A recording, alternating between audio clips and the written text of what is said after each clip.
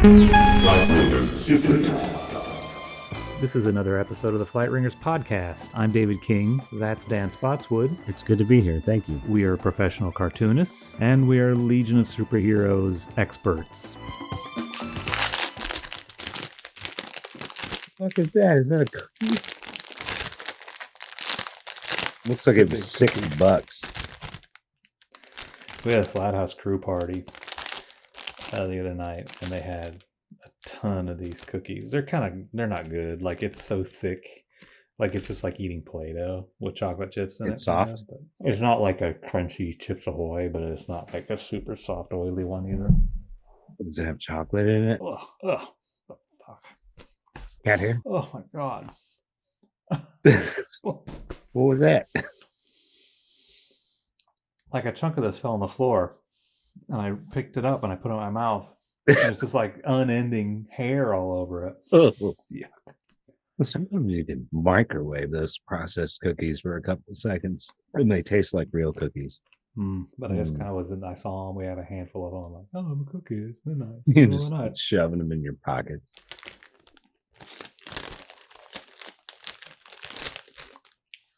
All right, whatever. You ready to do this shit? Let's do this shit. Yep. Flight Ringers Super Talk. Superboy and the Legion 216. These are letters talking about 213? Shit, yeah, 213. Yeah. Mm-hmm. Is this sort of a precursor to bits of Legion business? Well, they had bits of Legion business back in the Silver Age times. Okay, you forgot about it. But yeah, it is kind of done that way in a kind of a roundup style. I mean, it's in the front. Like this, it doesn't have a lot of letters in it, right? This is Jack C. Harris answering this. He says, our mailman keeps complaining of an aching back each time he lugs the Legion's letters into our cubicle and unloads them. That's his problem. We enjoy being overwhelmed. We've reserved twice as much space for your fan mail as we have for other mags, but it still doesn't seem to be enough. And when he says that, does he mean like physical space in their office? Or he's not talking about extra pages in the magazine, because this is still just one page of letters. Right, it's only one page. So yeah, it's being the big bags of fan mail all over the place. Yeah.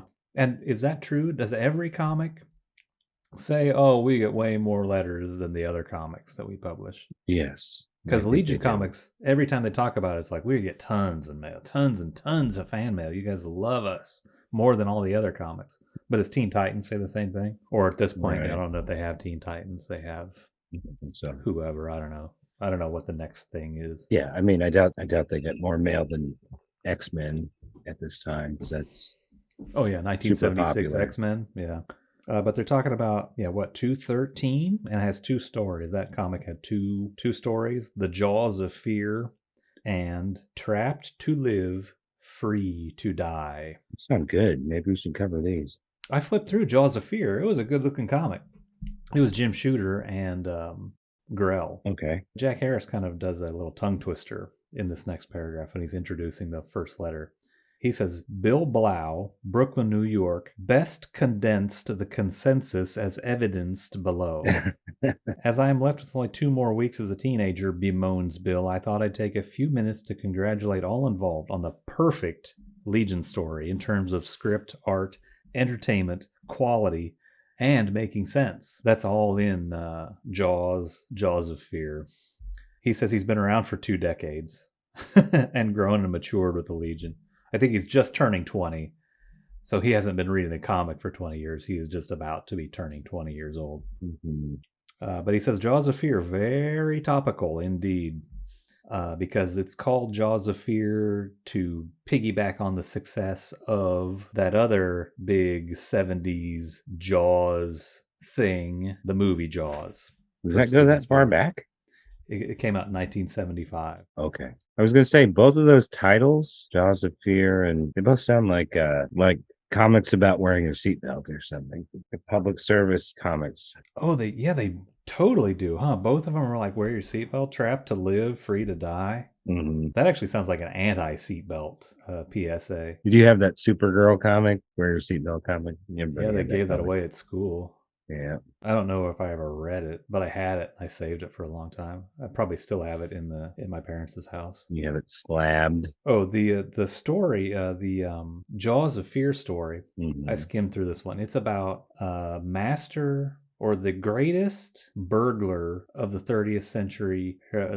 I'll start over. Jaws of Fear is about the greatest burglar in the universe goes to the Legion, boldly breaks in, brazenly, boldly breaks into the Legion headquarters while they're having a meeting. He gets in there undetected, and then he goes up to Superboy and he like pokes him in the chest, and he's like, "There's no more challenges for me as a burglar. I'm gonna steal the miracle machine from you guys. Here's my heads up to you. I'm gonna steal it, and you'll never catch me. I'm Ben Paris, the greatest burglar in the universe." And then he escapes, and they're like, "What the fuck? How are we gonna stop this guy?" Right. This issue looks a lot better than the one we covered. Is it too late to do this one? We'll do it sometime, but it is far and away better than the Ty Rock comic in Right. 216. It's and so much crazy shit happens. Like it's the same length, Hmm. but it's got this Ben Paris guy, this new guy, and he just looks like some 70s dude with a mustache. Yeah. He's the burglar,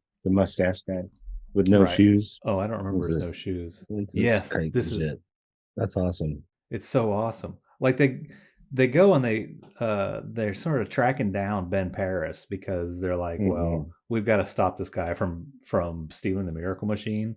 And so they track him down, and he's living in like his headquarters is inside of a space monster. Oh, And then to get into the space monster, they're going to fly through his mouth, but they've got Ultra Boy with them. And Ultra is he having Boy, like PTSD or yeah, something? Ultra Boy has a PTSD flashback, and he's like, "Don't go in there, stop!" And he punches out like Saturn Girl who's like flying the ship, and he Hmm. has this whole meltdown thing. And what else Boy, happened? somebody's going to have to write a story about how some Ultra Gan type took over him, and that's why he acted so unheroically. Right, he acted like such a weakling for Like that time. like Mon-El acting so unheroic when he freaked out about having to go back into the Phantom Zone for 2,000 more years. But Jim Shooter takes that opportunity to sort of recap Ultra Boy's origin, even though Ultra Boy is not really the star of the story, really. Hmm. And oh right, Ben Paris is like, I'm stealing the miracle machine, and then they're Hmm. like, well, we can't let miracle machine fall into anyone else's hands but ours. Hmm. The controllers gave it to us, and we're only going to let humanity have it when humanity is ready and can make good choices with the miracle machine. Is this gizmo gadget that if the person who possesses it, anything they want, the miracle machine can create. Good So genie lamp. yeah, basically. And so, as a way to protect her, to keep the miracle machine from falling into the hands of Ben Paris, the burglar who would probably just sell it or whatever, one of the Legionnaires is like, "Let's destroy it. Let's destroy the miracle machine, so no one can have it." And some of them are against that, and some are for it. They vote. Destroying it wins the vote. And so they rip open the inertron shielding, and then the strongest Legionnaires try to smash it. And they can't. And then all the Legionnaires show up and try to fire all their powers at it, and they can't destroy it. And so they're like, Hmm. well, we better just lock this up real big, secure again, and go track down Ben Paris. So the Legionnaires they track Ben Paris down to the space monster. Ben Paris somehow gets the drop on him and is gonna kill all the Legionnaires, I guess. Superboy's back protecting the Miracle Machine at Legion headquarters. He can see everything that's going on with his telescopic vision out in space, but he can't get there fast enough to prevent Ben Paris from killing the Legionnaires. And he says something. He's like standing in front of the box that the Miracle Machine is in. He's like, "I wish I could get my hands on that Ben Paris." And next thing you know, what happens? He's holding on to Ben Paris. He's got his hands on him, Yep. and That's it crazy. it's because when they were trying to destroy the Miracle Machine, they accidentally turned it on, and so Superboy used the Miracle Machine to bring Ben Paris to him. And then, like at the last panel, Phantom Girl's like, "Yeah, how come we didn't do this all along? So stupid that we didn't just use the Miracle Machine to stop this guy. We're all worried about him getting the Miracle Right. Machine."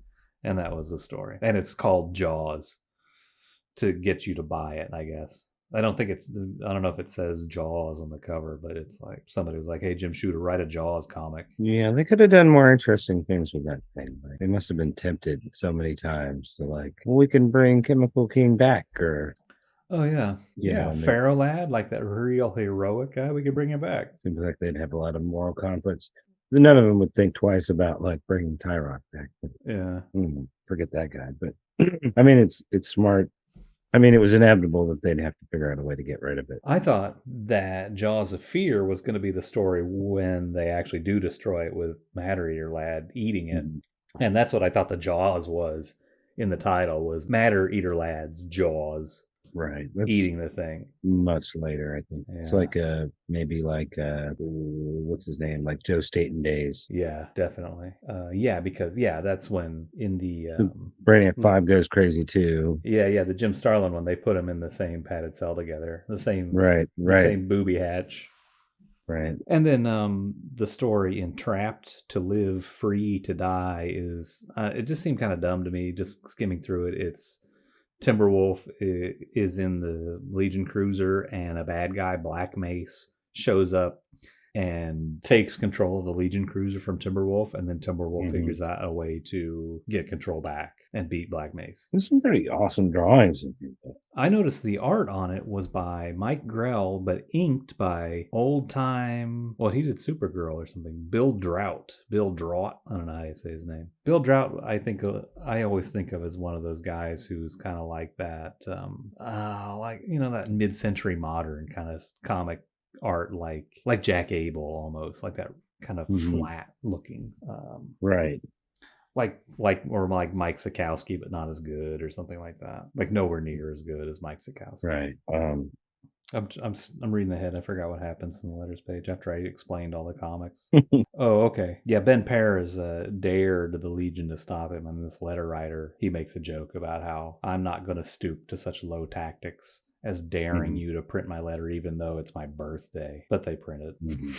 Oh, and this next part they're talking about how a lot of people send them Legion art and scripts, like fans send in art and scripts to them. And many of these amateur efforts run the gamut from excellent to ugh, but they do Mhm. study all their submissions. And so they're tying this into Tyrock from issue 216. Oh, And they say that the very day that Mike Grell turned in his pencil art for issue 216, they got a letter with a suggestion for a new character called Sound Master, a black mm. superhero who mentally emits matter shattering sound waves. That's Sound Master. Well, it's better than Tyrock. Yeah. I mean, maybe you don't want to call a black character Master either. Master okay? I think so. Yeah. I think it might be okay. We said boy would probably be a bad choice as like a name for a black character. Yeah, I'd probably steer clear of that one. Soundmaster. That is a better name than Tyrock. It's not a great name though. No, Do you suppose that Tyrock shouldn't was be. And Super Thug, not good. super thug? Super Predator. Do you suppose originally it was Tyrock was just supposed to be that dude's name, and then later they started calling him Troy Stewart for some reason? Yeah, I think that was added later. Like why would you say like this dude from Africa on this isolated island, his name's Troy Stewart? Where'd that even come from? Or my name's Troy Stewart, but my friends call me Tyrock. Do you think they are trying to say he's related to John Stewart? Oh shit. Wouldn't be like if he came out today, yeah, they would be trying to say that. His name would be Yeah, Tyrock Stewart, and he'd be like, I right. had a superhero in my family a long time ago. God. Maybe they were trying to overcorrect. They overcorrected that. Like they realized Tyrock sounds racist. People aren't naming their kids names like that in Africa, so it must be some sort of weird code name we don't understand in our century. And he has a regular name, He has a regular name like Troy, right? Troy. Yeah, and he kind of rearranged the letters to for his superhero code name, right. Tyrock. Oh, well, the Tyrock is the loudest sound from a warp drive in the 30th century. Like his name is actually C. Troy Stewart, like Charles Troy Stewart, but he always writes it C. Troy. And then for his superhero name, Tyrock, he just like dropped those letters on the floor and mixed them up and spread them out again. Good method. And then they were talking about a character. The editor Jack Harris, I guess, and Jerry Conway are trying to develop a new character for Superman and Batman to meet in World's Finest, a ninja character from the secret Oriental cult. cult. Hey, at least they capitalized it. At least. The ninjas.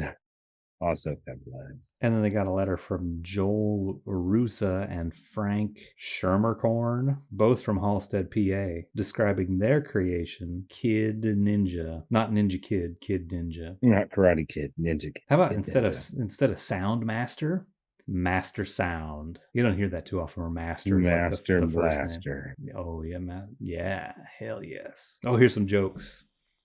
You ready for these? I can't wait.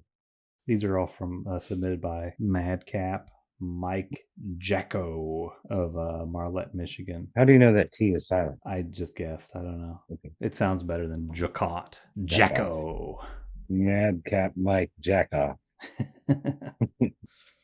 With all the unusual names the LSH has, I've created the LSH, that's short for Legion of Superheroes, LSH name game. And these aren't this isn't a game, these are just kind of jokes. If Chemical King and Timberwolf were brothers, you with me? Would Chemical King be Kondo Londo? Wando. Because Chemical King's real name is Kondo Arlick. Timberwolf's real name is Bryn Londo. Can't believe you knew Chemical King's last name. I've been around. I read a lot of these. You are a nerd. I knew his first name, I admit. Oh. Kondo. I still have a good sense of names. I'm not old enough yet to forget them. If Superboy and Bouncing Boy were brothers, stay with me. If Superboy and Bouncing Boy were brothers, would Bouncing Boy's real name, you know what Bouncing Boy's real name is? Chuck Tane. Chuck Tane. And do you know what Superboy's real name is? I almost said Chuck Taint. Chunk Taint. Do I know what? Superboy's real name. Clark Kent. No, his real name. LL. Kal-El of Krypton. LL. Krypton. So Krypton. Very Marlon Brando. Krypton. Hello. Krypton. My boy. So if Superboy and Bouncing Boy, knowing what their actual names are, if they were brothers, what would Bouncing Boy's real name be? Clark Taint. That's funnier than this guy's answer. Chuck L. I guess like chuckle, like he's funny or something. Chuckle. Chuck L. Clark Taint. Chuck Taint. Yeah, we gotta give this guy a break. He's probably age appropriate. He's probably 27. Stupid. I think there's one more. Oh yeah, Karate Kid, Chlorophyll Kid, and Superboy were all in Dreamgirl's bed. Do a damsel be there? Val now, Ral now, Cal now. Or do you need to? He's like, now if Superboy and Bouncing Boy both got Duo Damsel pregnant, what color would their kids be? Their son's name be? It would be Chuck Durgo Taint. Durgo Taint. Val now, Ral now, and Cal now. Whatever, those suck. Those are not worth printing, Jack Harris. This next guy's talking about Timberwolf. He says that this dorky Timberwolf comic from 213, Trapped to Live, Free to Die, it regained Timberwolf's loner status just perfectly. And this guy liked it's Robert Reynolds, New York, New York. He's enjoyed the recent backup features that spotlight a single Legionnaire or just a few. Once more for the future. And the editor says right away. Yeah, those are good, especially the ones with Projectra. Oh, this guy also calls out the Shadowlass Night Girl Cosmic Boy one. That's pretty good. The ones with naked girls are the best. Right. And Jack Harris says we're planning more of them in issues ahead. That's a pair I'd like to see. I can tell I'm tired because I was reading this and it's like, who's Last Night? Who's Girl Cosmic? Wow. Last Night? Oh, yeah. You see that? The dashes? Yeah, that spacing's kind of weird. All right, we're almost done. They have a big box here that's talking about the next Legion leader election. And it says they're going to hold the election at the Super DC Con in 1976 in, New York City. And so the deal was at this convention that's all specific to DC. They got dealers. They got old timers of the Golden Age artists and the Silver Age artists. They got Superman's birthday party and cake, and they're having the leader election. I looked up the ballot. The ballot is like an 8.5 by 11 sheet of paper printed on both sides that has a drawing of each Legionnaire. And then on the back page or the back of the sheet, it has a box where you write in the legion you want or Legionnaire you want for leader, and you put your name and address, and it's also your entry to win door prizes at the convention. You circle the picture that you want to be the leader, and then you also have to write the name down on the ballot. You saw a photo of this? Yeah, there was a scan on a website of this thing. Cool. Was it in color? Nope, it was just a black and white, like a So how do you tell all them apart? Is it their whole bodies? We're colorblind as Legion fans. That's true. It was their whole bodies. It's like artwork clipped out of the comics. I just figured they have to be kind of gaming those a little bit. So, Wildfire isn't always the leader. Funny you should say that. The results, I looked ahead. Mm-hmm. Superboy won. Mm-hmm. But there was a technicality. The Superboy was not a full-time member at that point. So guess who got the second highest number of votes? Drake Burroughs himself, Wildfire. He won this leadership election. Yeah, I remember when he was the leader. I remember those days. Oh, yeah, you do? Back in 1975 or 6 or 7 or whatever it was? He wasn't too bad of a leader. Not nearly as bad as Lightning. They're all the same to me. They all are fine. I'm not political, so their tenure is all fine with me. So. I don't vote. Yeah, it's all the same. All these guys, they're all crooks and criminals. Mm-hmm. What's one vote? My vote doesn't count. Yeah. That's it. That was the letters page. That was kind of a boring letters page. I want full letters. I don't like this roundup style. Yeah, it doesn't work. Yeah. It's okay if you do a little of that at the end. Right. Like the roundup or whatever it's called. Bits of business. Yeah, and if he's going to do tongue twister, he can't just do one sentence of tongue twister. He's got to do the whole fucking thing as tongue twister. They kind of ran out of steam. Coke was wearing off by the time he got to the end. I guess so. He had a Junior Woodchuck meeting to get to or whatever. Super Talk. So cool. Why did they ever change it? What were they thinking? You don't think Legion Outpost is a better name for the letters page? No, Super Talk sounds better. like it should be super. Well, this is yeah. I guess it's not. Fair enough. It's probably not specific enough. It's a little generic. Yeah. Superboy Talk. You know what the Supergirl letters page is called? Supergirl Talk. Super, and the male is spelled M-A-I-L. Super female is what her letters page is called. Super female. Right. It's F-E-M-A-I-L. Super female. Did this kid, is he the one who suggested it? Oh, the guy with the Mike jokes? Jacot? Was that Mike Jacot's idea? Could be. Yeah, like what do you call male that Supergirl gets? Female. Wow. Hilarious. Good. What if Superman and Supergirl, what would their names be if they married each other? How many heads would their babies have? That's the better joke, I guess. I mean, who knows? But it makes you laugh, kind of, anyway. Kind of. More laughs with that than his original stupid condo. Dude, he was probably like 8. Yeah. But he's like 58 now, so he's fair game. Fuck him. It's like 78. Probably dead already. No, dude, this was like right before I was born. Oh, was it? Oh, yeah, 1976, huh? So he's like...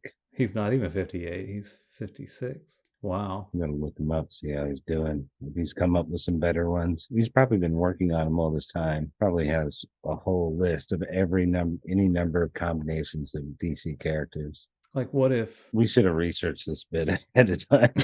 I know, these jokes. What would... I'm sure I'll come up with 2 or 3 good ones over the next week. Yeah, we could loop them in later.